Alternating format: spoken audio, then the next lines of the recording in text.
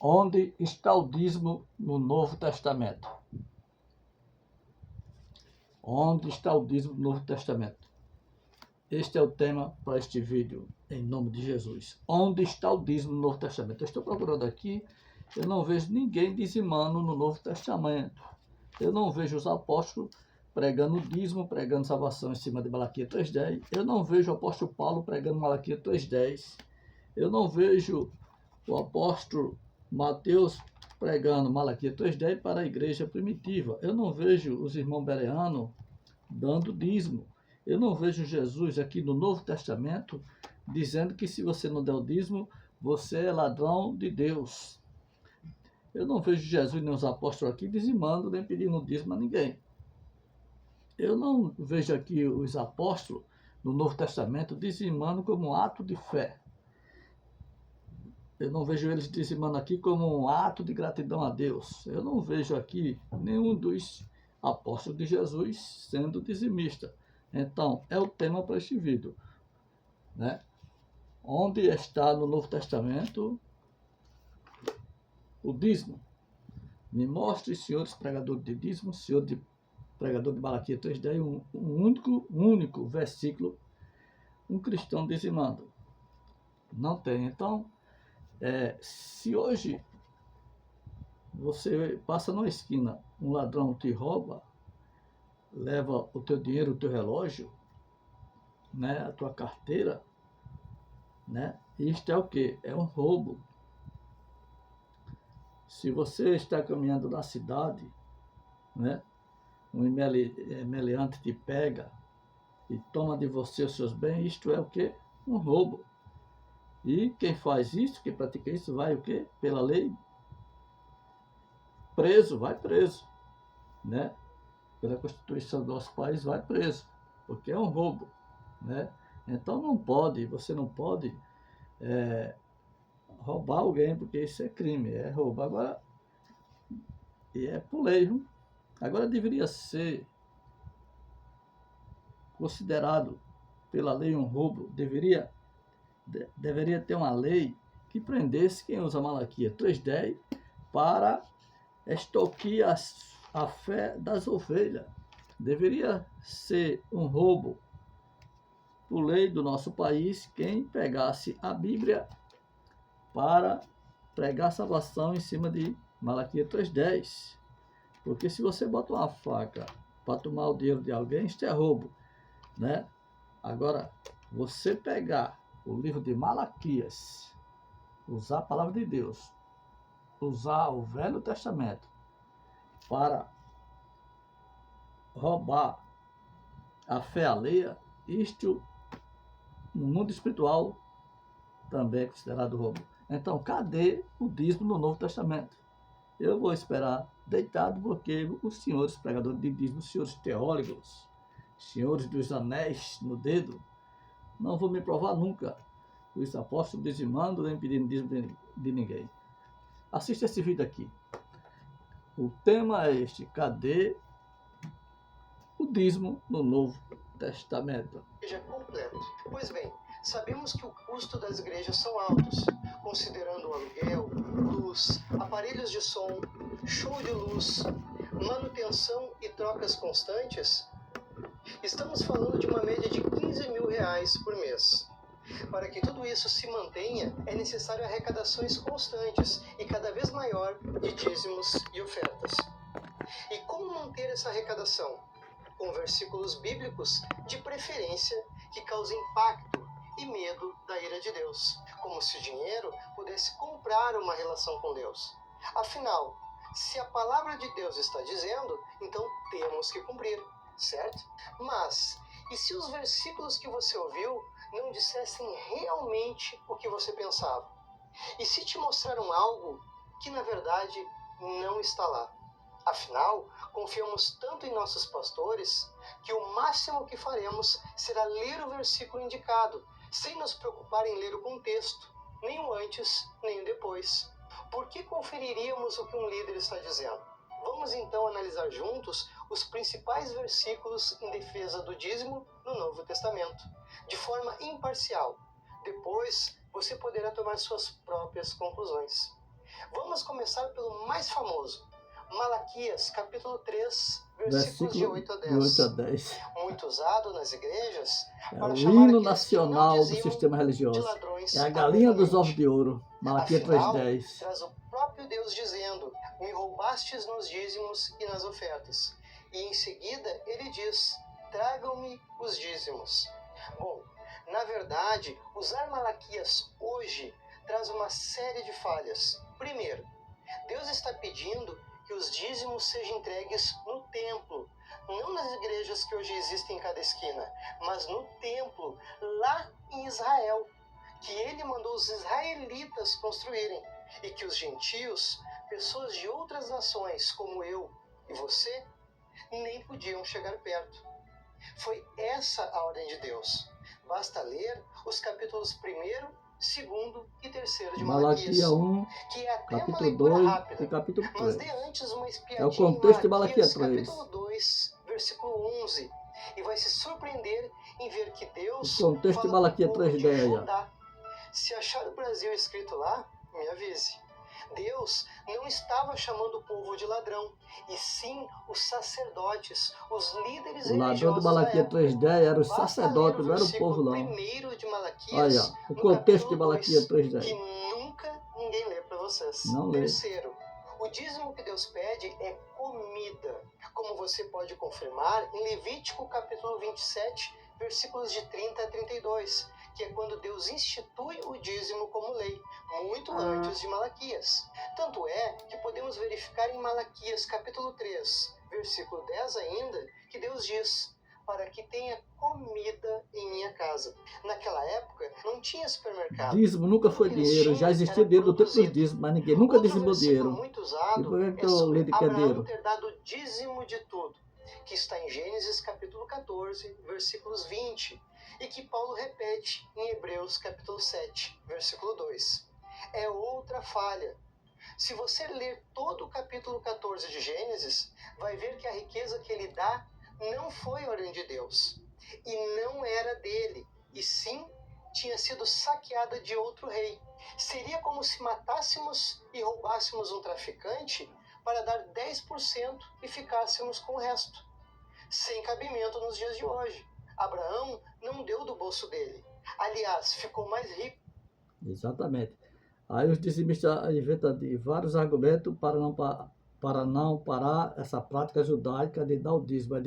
Mas Abraão deu o dízimo antes da lei, né? Aí eu te pergunto, mas Abraão deu o dízimo antes da lei? Foi mesmo.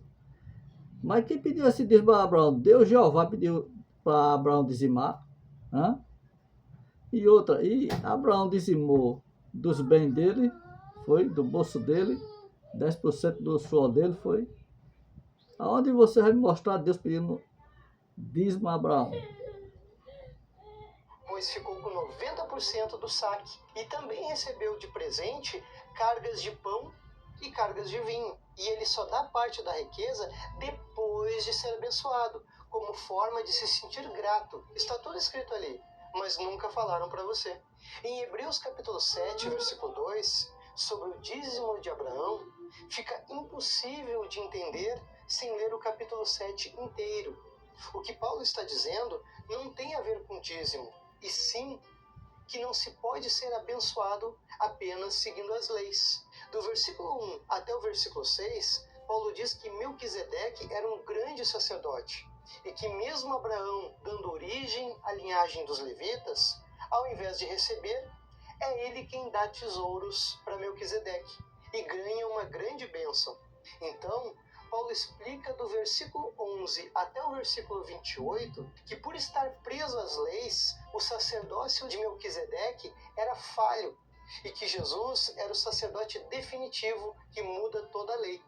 Por isso, quando Paulo diz no versículo 8 que os mortais recebem o dízimo, mas é quem se declara que vive, Paulo está dizendo que Melquisedeque recebeu o dízimo, mas não foi abençoado por Deus. E Abraão, que recebeu a bênção, se tornou pai do povo de Israel. Ou seja, o importante é a bênção e não o dízimo ou as leis. Um não leva ao outro. Aquela afirmação de que o homem recebe na terra e Deus recebe no céu é falha de entendimento e falsa. Não está na Releia Bíblia. você mesmo Hebreus capítulo 7 E dando e depois dízimo você comenta vai aqui ser abençoado. o Você é que você amaldiçoado. entendeu. Gálatas 3:10. Agora, vamos ver rapidamente outro versículo usado para os dízimos. 2 Coríntios capítulo 9, versículos de 1 a 7, que diz: quem semeia pouco, colhe pouco. Veja, leia o capítulo inteiro e você perceberá que Paulo fala de comida, e trago duas indicações para isso. Primeiro, dinheiro não se planta, comida sim. Segundo, Paulo está indo com um grupo de macedônios que ficariam em estadia e está pedindo para os irmãos deixarem tudo pronto para receber esse grupo de pessoas, ou seja, comida, que claro podia ser comprada ou das criações e plantações que eles tinham. No versículo não tem referência nenhuma a dinheiro. Por último, vamos analisar o versículo tão forte quanto Malaquias. Me refiro a Atos capítulo 5, quando Ananias e sua esposa são mortos supostamente por não dar o dízimo. Que melhor forma de colocar medo do que fazer você pensar que Deus mataria você se você não dizimar? Pelo menos foi isso que eles disseram. Se você ler atentamente o capítulo inteiro, vai ver que eles não foram mortos por dízimo algum. O capítulo não fala em dízimo, e sim de um acordo entre eles e o Espírito Santo, e que eles mentiram e tentaram enganar o Espírito Santo. Um erro realmente grave, como podemos ver no versículo 3 e no versículo 9. Veja que Jesus avisa em Mateus capítulo 12, versículo 32, que quem blasfema do Espírito Santo não é perdoado. Então, meus irmãos, me desculpem, são várias matérias, sites, vídeos e líderes religiosos por todo o Brasil que já entenderam que não há dízimo no Novo Testamento, e muito menos motivos para cobrar isso de vocês se utilizando de ameaças espirituais. Embora eu explico no vídeo anterior que temos nossas responsabilidades sim, mas precisam ser espontâneas e de coração. Então, essa história de que o dízimo é relacionamento com Deus, que é para quem entende e que é fidelidade, bom, se o seu Deus cobra e depende de dinheiro para ter relacionamento, será que o nome dele não é Mamon? O Novo Testamento proíbe qualquer líder religioso de usar qualquer constrangimento, como vemos em 1 Pedro, capítulo 5, versículos de 2 a 3, e 2 Coríntios, capítulo 9, versículo 7. Além disso, esse ato fere o artigo 147 do Código Penal, ou seja, é crime. Se você quiser, deixe outros versículos na descrição para analisarmos imparcialmente e verificar o que realmente estão dizendo. E antes de sair, deixe seu like e se inscreva. Estou trazendo... Pois é, meus queridos, meus amados, louvado e agradecido seja Deus. Um vídeo muito bom para você aí, né? Então veja só, meus queridos, veja só, meus amados, em plena era de altos conhecimento, você ainda prefere ficar enrolado? Porque tudo aquilo que o pastor, padre, irmão Josias aqui pregar para você, você tem que examinar da Escritura Sagrada se é para o dia de hoje, se está tudo em harmonia com a Bíblia, porque se não tiver, fica com a palavra de Deus, meu querido. Então, muitos evangélicos, muitos pastores que defendem a Bíblia, que defendem as Escrituras Sagradas, né? Que diz que a Bíblia é sua regra de fé e prática, né? Mas distorce Malaquias 3:10. Como é que você, pregador de dízimo de Malaquias 3:10, pregador de salvação em cima de Malaquias 3:10, em cima de dízimo, diz que a Bíblia, essa Bíblia é sua, diz que ela é sua regra de fé e prática, se você distorce ela, não deixa que ela mesmo se explique. Porque se você quer entender Malaquias 3:10, é só você ir no contexto de Malaquias capítulo 2, Malaquias capítulo 1, que está dizendo que quem era o ladrão de Malaquias 3:10 era quem recebia os dízimos, não era quem dava, eram os líderes, os sacerdotes. E hoje não é diferente, né? Então, você que prega Malaquias 3:10, você que prega os dízimos nas congregações, você que faz isso, você está pregando judaísmo disfarçado de cristianismo. Você não está pregando o cristianismo, você está pregando Moisés. Você está pregando a lei. Né? Quando você prega Malaquias 3:10, você está pregando judaísmo, lei, Moisés, e não cristianismo. Então, meus queridos, este foi o vídeo para hoje, e toda honra, toda glória seja para Papai, porque somente Papai é digno de toda honra, de toda glória, de todo louvor. Bendito seja o nome do nosso Senhor e Salvador Jesus Cristo. Fica na paz, fica na bênção e até o próximo vídeo, se assim o Criador, o dono do universo, o dono da minha e da tua vida nos permitir. Glória para Ele, aleluia para Ele, graças para Ele e o amém para Ele, em nome de Jesus. Fui, fica na paz.